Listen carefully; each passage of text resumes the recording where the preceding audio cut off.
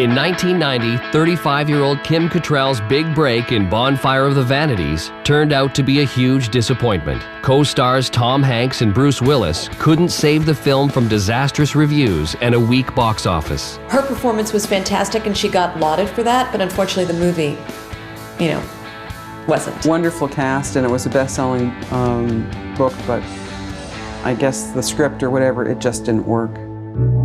As hard as she tried, Kim couldn't break free from her B-list status. Her career, it seemed to be in the same rut. It just seemed that she never got the recognition that I thought she deserved. To make matters worse, Kim's marriage had ended to German architect Andreas Lison. My husband bought me a car. I lost it in the divorce. Kim seems to marry the wrong men when I'm not in her life. It's the truth. She even says it. She goes, "Oh, if you were around, that never would have happened." In 1991's Star Trek VI, The Undiscovered Country, Cattrall played a familiar role in a new type of film. Working on the bridge, I had to play with all those buttons. It was really fun. Kim played Captain Spock's first love. The two engaged in the infamous mind meld. It's Vulcan love, which is very different than human love. After a blind date in 1995, Kim met actor Daniel Benzali. A year later, she found herself engaged for a third time. It took me so long to get it right. By 1997, the 40-year-old started turning down sexually charged roles. I just thought, my femme fatale days are behind me. This business is so ageist, especially for women. That's the big problem. She thought maybe that had passed her, that she wasn't going to be that kind of, superstar. Kim's troubles continued.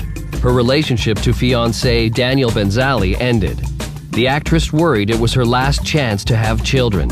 Meanwhile, producer Darren Star offered Kim the part of a PR powerhouse with a busy sex life in an HBO pilot called Sex and the City. I was familiar with Kim from her movies, and I'd recently seen a film, Live Nude Girls, at the time when I was sort of creating the pilot, and Kim was just really funny. She was a really wonderful example of a gorgeous 40-year-old woman who, especially in terms of the character, was very open and free about her sexuality. Kim refused the part, not once, but 3 times. I'd read the book. I didn't like the book. I thought it was a pretty dismal scenario for being single.